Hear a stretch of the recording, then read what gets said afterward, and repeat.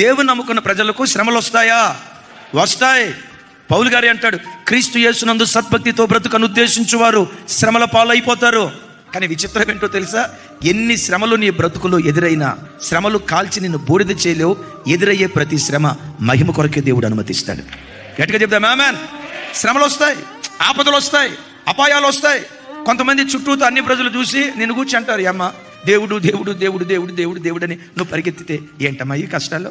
వాళ్ళకి రానట్టు, రోగాలే వాళ్ళకి రానట్టు, సమస్యలే వాళ్ళకి రానట్లు, మనమే సమస్యలు అనుభవిస్తున్నట్లు ఏమయ్యా దేవుడు దేవుడు అని దేవుని దగ్గరికి పరిగెత్తావు, ఏంటయ్యా ఈ కష్టం? కొంతమంది ఎగతాళిగా మాట్లాడతారు.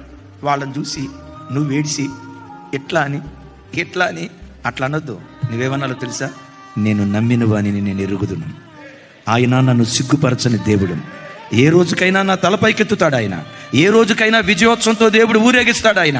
ఈరోజు ఎగతాళి చేసిన నోరులే, విమర్శించిన నోరులే రేపు ప్రశంసించేటట్లుగా దేవుడు చేస్తాడు.